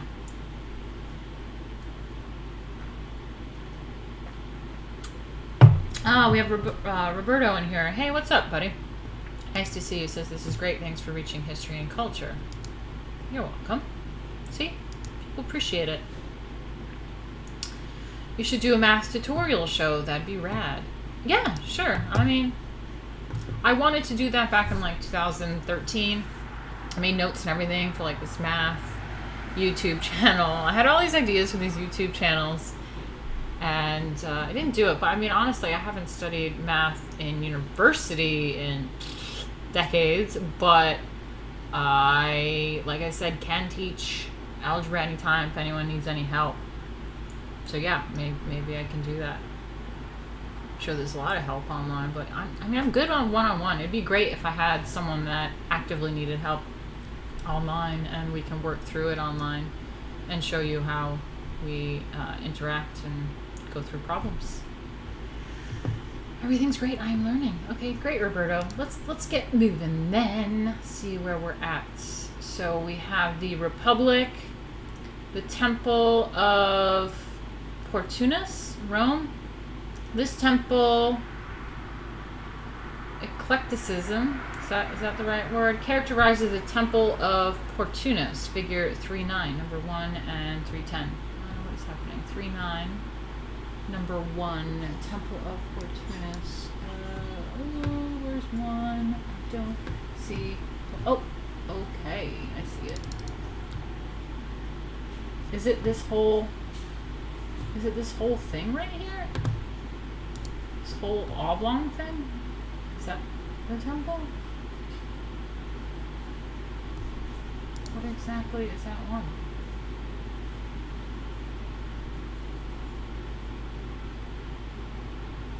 It's got to be this whole thing, no?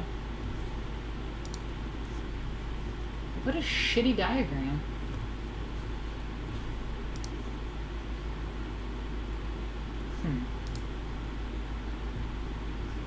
Math tutorials do great on YouTube. Great. Should have done that like 7 years ago. Alright, what do you guys think? Is it this whole thing that's like number 1? Why wouldn't they put the number 1 like in it? I'm confused. Whatever. This is a terrible diagram. Model of the city of Rome during the early 4th century CE. It's at the museum in Rome. Temple of Portunus. Okay. This Roman... Oh, wait. And then 310, let me see. Oh, so it's a tiny thing. Okay, so it is that. It's just like some little tiny thing. I would think that long thing is more important, but okay. This is the temple. It's in Italy, circa 75 BCE. Republican temples combined Etruscan plan and Greek elevation. This pseudo peripteral temple employs the Ionic order and is built of stone, but it has a staircase and freestanding columns only at the front. yeah, see, that I find that fascinating. We always think that we have these like Greek and Roman columns and stuff, but this is it's Roman. Okay, yeah, we're getting the Roman, but they get that style from the Etruscans, so that's really interesting. Learn something new every day. Basically, the Etruscans started doing that whole thing with the columns in the front and creating that staircase entrance, as they had columns all the way around and an entrance on sides and backs and all sorts of stuff at all angles.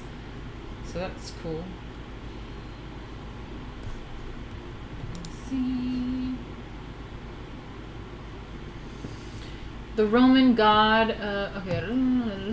The Roman eclecticism characterizes the Temple of Portunus, the Roman god of harbors on the east bank of the Tiber, the river. Ooh. Who's that? Who's that? Ah, Stephen is who? What's up?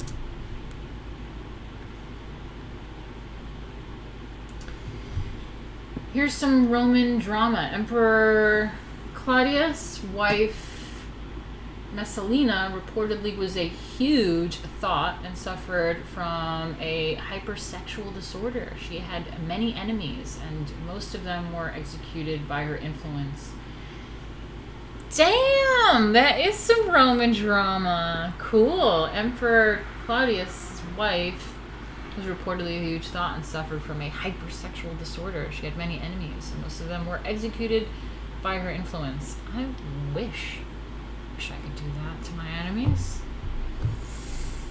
Off with their heads. All 5 of you that I hate in the world. Yeah. That's cool. Thank you for that. See, I love my viewers, man. We always learn something new.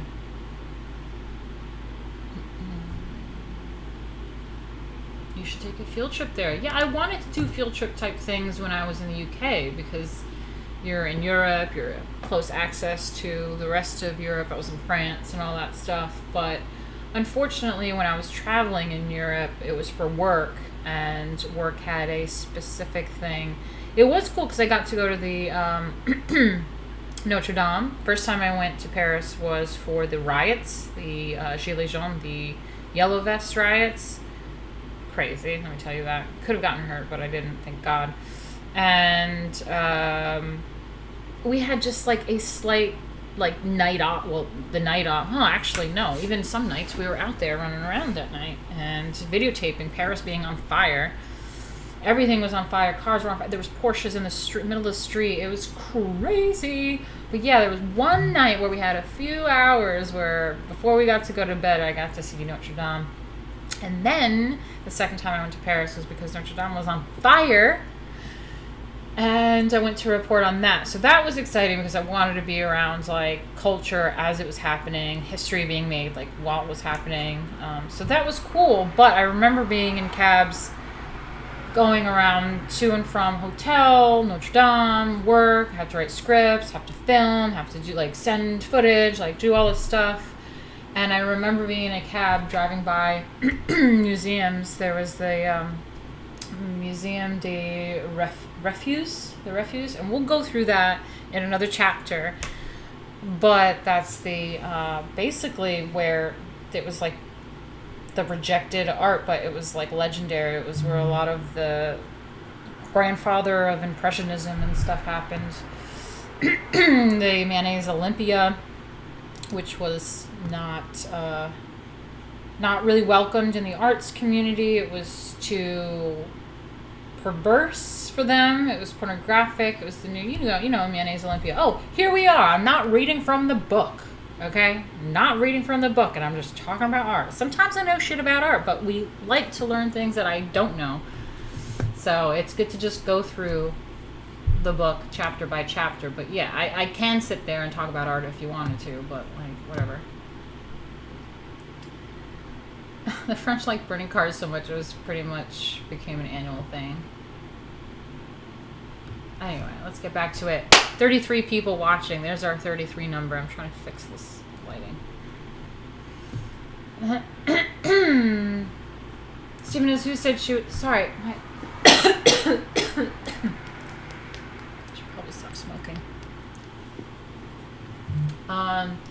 Stephen is who said she was very evil. Messalina wanted the famous gardens of Lucullus and got Claudius to execute the owner so she could confiscate it for herself. Crazy. Crazy. All right, let's get back to this. So we have that Temple of Fortunus in Rome. It was the Roman god of harbors on the east bank of the river Tiber. In plan, the temple follows the Etruscan pattern. The high podium can be reached only at the front of the building via a wide flight of steps. Freestanding columns are confined to the deep porch, but the builders constructed the temple of stone, local tufa, is that how I'm saying it, and travertine, overlaid originally with stucco in imitation of the marble temples of the Greeks.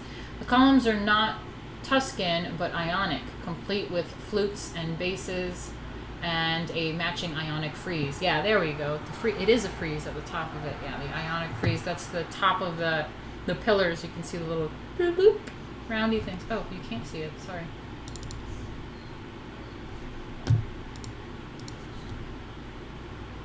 Yeah. So the frieze, the little round things at the top. I like those kind of columns. That looks nice. I actually do like that. That's where we're getting there.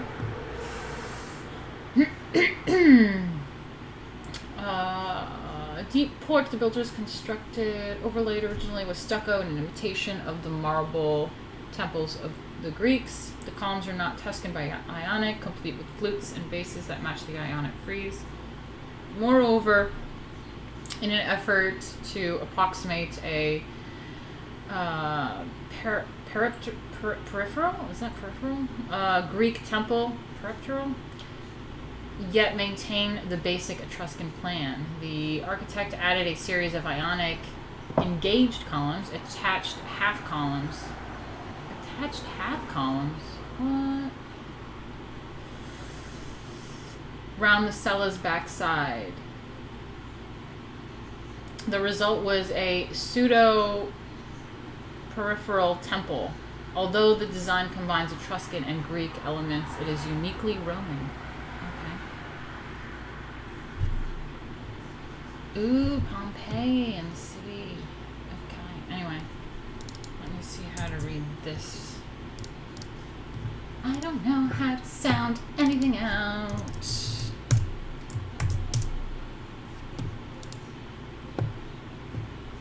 Verism. Okay.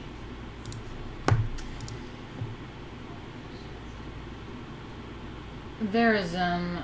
The patrons of Republican religious and civic buildings were almost exclusively members of the patrician class. Am I saying that right?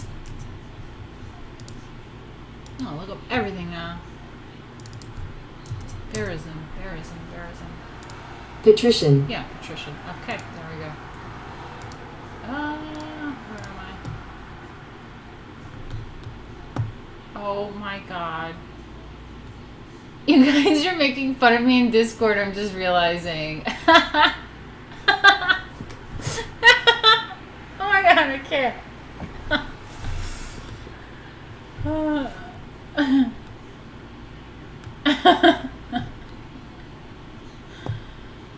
Oh my god. You guys are laughing at me in Discord. Shit. Okay. The patrons of the Republican religious and civic buildings were almost exclusively members of the patrician class of old and distinguished families, often victorious generals who used the spoils of war to finance public works. These aristocrats were fiercely proud of their lineage. They kept images of their ancestors in wooden cupboards in their homes and paraded them at funerals of prominent relatives. The surviving portraits of patricians, which appear to be literal reproductions of individual faces, must be seen in this context. Portraits were one way the patrician class celebrated its elevated position in society. The subjects of these portraits were nearly all men of advanced age, for generally only elders held power in the Republic. These patricians did not ask sculptors to idealize them. Instead, they requested brutally realistic images of distinctive features in the tradition of the treasured household images. One of the most striking of these so-called veristic, super-realistic portraits is the head of an unidentified elderly man from Osimo. This guy right here. The sculptor painstakingly recorded each rise and fall, each bulge and fold of the facial surface like a map maker who did not want to miss the slightest detail of surface change. Scholars debate whether such portraits were truly blunt records of real features or exaggerated types designed to make a statement about personality, serious, experienced, determined, loyal to a family and state, virtues the patrician greatly admired during the Republic. Let's look at this guy a little bit more. Damn, he's wrinkly. He still looks pretty, like, statuesque, though. Head of an old man from Simo, Italy, mid-1st century BCE. It's made out of marble. It's life-size. It's at the Palazzo del Municipio Osimo. Veristic, which means super realistic portraits of when they say portraits, they mean sculpture of old men from distinguished families were the norm during the Republic. The sculpture of this head painstakingly recorded every detail of the elderly man's face. You know what this reminds me of, actually? Let me just read the Discord of making fun of me.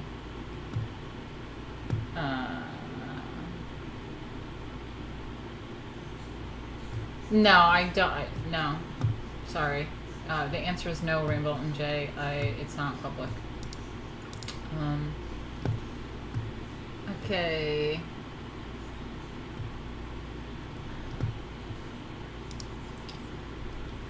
Anyway, let me see. I like the Roman frieze better than the Ionic. Anyway, MCAD, we have to, like, take you through a vigorous, like, get to know you kind of thing to be on the Discord. You gotta just, like, if you're on Twitter, message me. Let's, like, get to know you. You're in the chat, so that's, like, a good start, and you're actually being really cool. And I remember everything you said last time and how, like, you were kind of like a new gripper, but you're chill with me, so I do appreciate that. It's an art Discord, so it's mainly for, like, art. It's actually my Patreon Discord. If you go to Patreon, there's the different levels and you automatically go into my Discord, but it's mostly artsy people, and you'll be bored if you're really not into art. But yeah, just hit me up, and I like having you around in the chats and stuff, and I think the more we get used to you, the more we're like, okay, let's get in there. So it's kind of how it goes. Thank you for understanding. You gotta go through, what is it called? Like, not hazing. It's not hazing, but, like, yeah, interacting. Yeah, he's been in the chats and in the streams, which is, like, highly appreciated. And he's been really, really cool. Vetting. There you go, Rainbow. Vetting. Yeah, it's the vetting process. It's just, I've had a lot of infiltrators. I've had hazed me. She's lying. I've had a lot of infiltrators. I've had people backstab me. I've had people share things. I've had, and it's like all the people out there after me trying to find a way to get something, like, out of me and fuck me up. It's the one safe place that I have right now going on. So it's like, we like to vet. I'll join the alchemy frat someday. Yeah, it actually has definitely some alchemy tiers. That's the way it works. You'd be a fine art lecturer. Oh, thank you. Yeah, it's just a lot of weird people, but I think we're getting used to you. Yeah, you were right to do that. I've seen infiltrators in other Discords as well. Yeah, especially me. For some reason, I constantly have a target on my back. People just love to try to, like, fuck with me. I don't get it, because it's just like, what do I ever do? Like, I'm just trying to do, like, art shit. Anyway, it has been 2 hours, so we'll finish this up. But this is a super realistic portrait of an old man from a distinguished family. Oh yeah, I was saying, this reminds me. Actually, when I was like 19 or something, I don't know, I was like a teenager, but like an adult. I did this thing where you can make like a mold of your face. So I did the whole like, I don't know. I made a mold of my face somehow with like, it was kind of like it looked like an ace bandage, but you like cut it and it had, what's that? It looks like buckram. If you know what buckram is, it's a type of material. I actually use it to make pasties, but it was a type of buckram that had like clay on it, like hardened clay. And you would cut it, and I cut it into strips, and you like get it wet, and you just like start like molding it to your face, and then it like hardens. And then I took it out, and I like put plaster in it or something. I don't know. And I made a mold of my face when I was like 19, and I think my mom. I gotta ask my mom where that is. I think my mom's had it like this whole time, and it's pretty cool actually. Especially now getting older, it's kind of like. Huh. Like, at first you just did it because you're like, I don't know, make shit. What am I going to make a mold of? My face. Should have made a whole bust mold, actually. Damn, should have done that when I was in my prime. Still got time, though. But yeah, it's actually it's a really interesting thing. I mean, also, like, when I die, like, it's weird. My family will have, like, a plaster face of mine. Like, it's weird.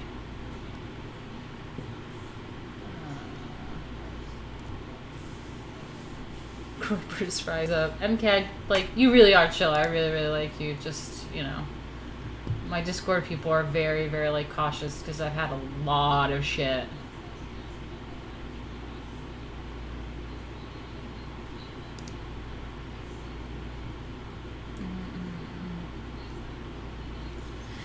Alright. Yeah, so it's been 2 hours, and we might just finish up here before we get to Pompeii. But, yeah. These are treasured household images, just like my face in my household. One of the most striking of these so-called... Oh, yeah, we already read that. The sculpture painstakingly recorded... Yeah, read that. Okay, cool. Well, I guess we'll stop with that. Yeah, we'll stop with that, and we'll continue on with Pompeii and the city of Vesuvius later. Let's see what else. We got amphitheaters, cool. Roman concrete construction, Roman house. Ooh, that looks really cool, that room. Like it. Cool. And then the early empire. Alright. Fun stuff.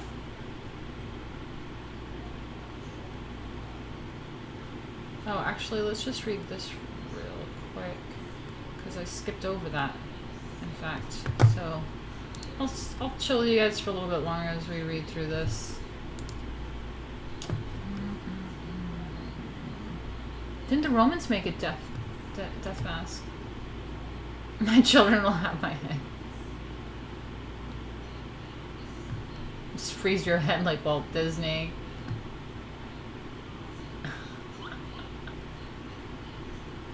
You need to drink a glass of wine while you read this. That's true. I'm not a big drinker, so I never think about that. William Freeman said, Martina, you have my vote for Maxim. Thank you. I feel so silly doing this stupid thing, but like, you know, why not? I mean, not gonna lose anything other than, you know, not getting the cover at 25 grand. So, If you guys want to last minute super chat or send me a Streamlabs donation, you can help me reach my goal. I'm at 5% right now, $15. You can help me do that by going to this link down here. It's streamlabs.com/Martina Markota TV. And if you cannot financially give me a donation, I could definitely get your vote. Your vote means a lot because, you know, I got blacklisted, my career's over, everyone, like, I just, like, Lady Alchemy's been on a halt, and then even the comic book's been problems because of my team trying to take advantage of me. Now I have a new team, the comic book is going fabulously, thank you, but it's had drama. So, it's just, like, I don't know, I get frustrated every once in a while about what happened to me and the money that I lost, like, the income that I lost, and, my career. So I saw this thing pop up about the Maxim contest, and I said, you know what, fuck it. If I get 25K and get some alchemy on the cover of a magazine, why not? So you can do that by voting for me every day, okay? It's happening every day for the next 9 days. So don't just vote once. Every day if you can. Save that link. Every day, send me a vote. Michael Von Doom, hot dog.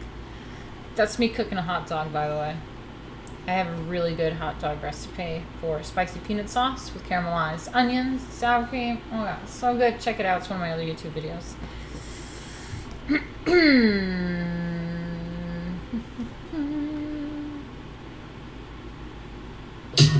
Ooh. Aw, rainbows. Thank you. Stop.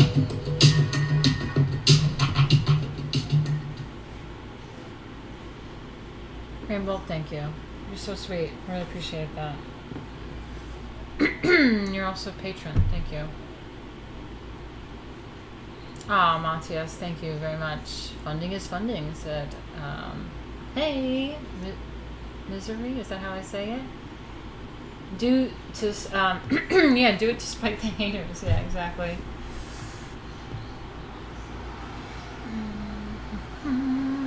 Queena, that's right.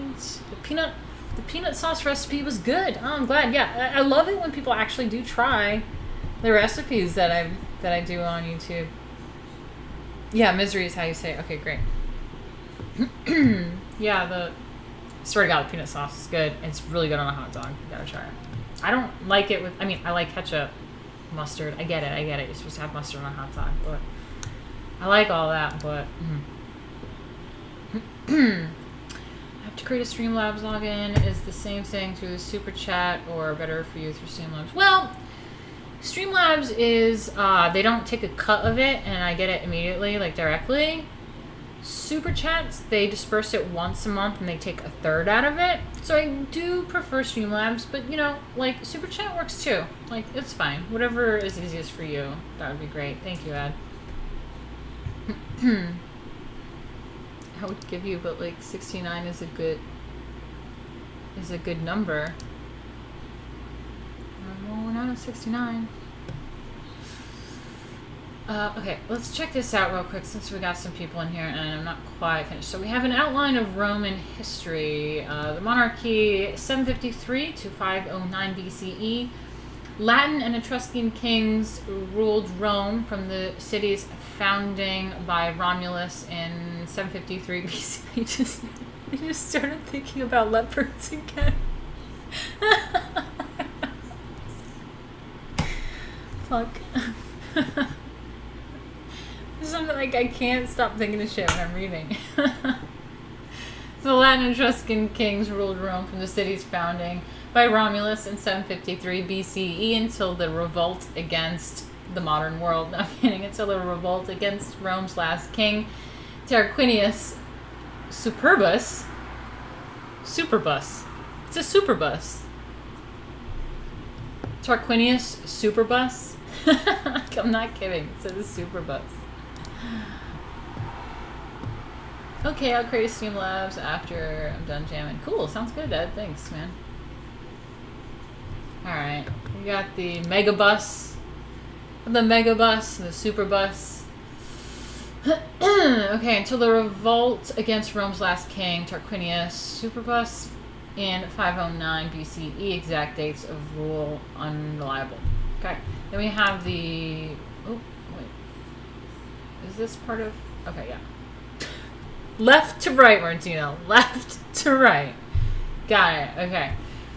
Republic, 509 to 72 BCE, which is what we were going through. The Republic lasted almost 500 years until the Senate bestowed the title of Augustus on Octavian, the grandnephew of Julius Caesar, and victor over Mark Antony in the Civil War of 41 to 31 BCE that ended Republican government. Some major figures were also at the end of that was Cleopatra's rule.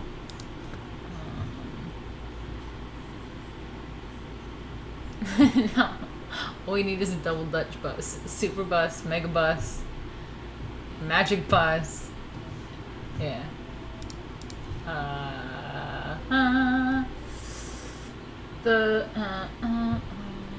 Some major figures were Marcellius, born 268 ?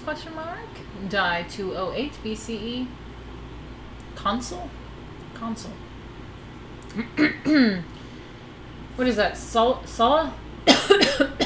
Sulla. Born 138, died 79 BCE. Consul and dictator. Cool. Julius Caesar, born 100, died 44 BCE. Consul and dictator. Mark Antony, born 83, died 30 BCE. Consul. Early Empire, 27 BCE to 96 CE. So we're going to get to that next time. I think maybe two times. Early Empire began with the rule of Augustus and his, Julio Claudian successors, and continued until the end of the Flavian dynasty. The most important emperors of this period were Augustus, ruled, right? R is ruled 27 BCE to 14 CE. There's Nero. Ooh. Can't wait to get to some Nero. 54 to 68 ruled. Asperian ruled 69 to 79, good 10 years. Titus, 79 to 81. Domitian, is that how you say that? 81 to 96.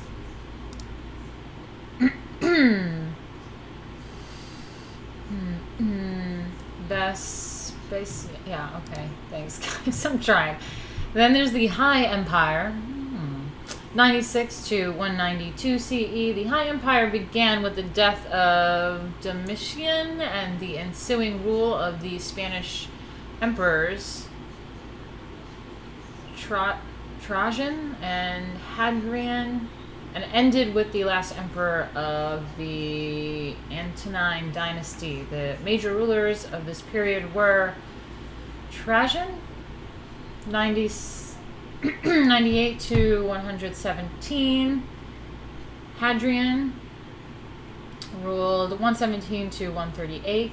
Marcus Aurelius 161 to 180. And then there's the Late Empire, 192 to 337 CE. The Late Empire began with the Severan dynasty and included the so-called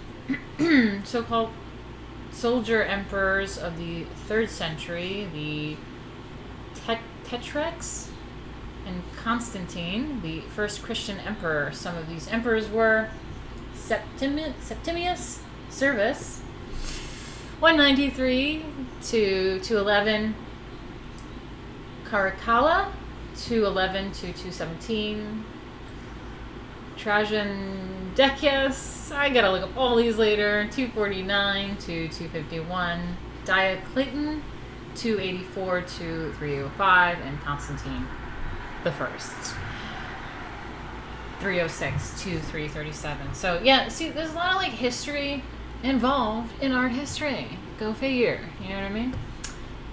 But there's a little bit of mix of art and knowledge and understanding art with the history. So it definitely is a unique thing. And I don't know if you guys remember or were with us when we went over the introduction, but they kind of went over all that stuff about like just how dynamic and unique like the concept of art history is. Okay, I'm going to read some of your comments and then we'll get going. Can't believe there's 40 people in here now. Where were you all before? Come on. So we have High Empire should have started in 420 CE. Disappointed. True. Bob Guccione produced an incredibly explicit movie about the Emperor Caligula with Malcolm McDowell. It had A-list actors but also pornographic scenes.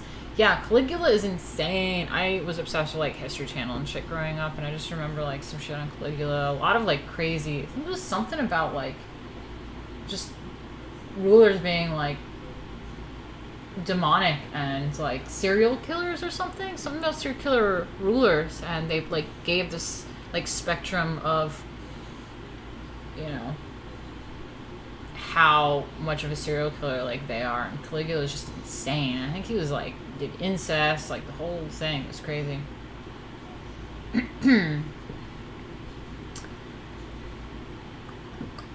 Well, when no one can tell you what to do, those kinds of things happen. True. All right, guys. Well, that's that. Thank you for coming. Now we have more people in here, but it's been over 2 hours, so I'm going to get out of here. We've gone over the Etruscan art and the early Republic of the Roman Empire. And, yeah. By the way, F Moz and F Chris. Yeah, they're probably like 2 downvotes. Tiberius was a pedo and Caligula was one of his victims. Ooh, that's probably why he had some issues. Those 2 dislikes. That's right. Every single time. They're watching. Anyway, alright. I'll take any last questions and concerns, I swear. Last few, where are we at? We're 2:17. I'm gonna get out of here. Let me know if you have any questions or comments. We will continue with Pompeii next time. Right, yeah. Alright, love you guys. If there's nothing going on, I'm just going to put the outro. And if you do have any last questions or super chats or anything you want to do, you can do it in the outro. See you tomorrow. I'll be around tomorrow. We'll do etiquette or some shit. Unless you want to do art history. Just tweet at me, guys. We can do whatever you want. I also have that box of vintage toys that we can go through. You know, like the vintage toys and shit. Like, look at this thing. There's like a bunch of other things. There's a bunch of toys. It's a whole box. But it's really fun. Also, look at how cool this clock is. Like, oh, it's too bright. You can't see it. But it's like this, like, very 70s little, like, clock. I love it. Anyway. See you tomorrow.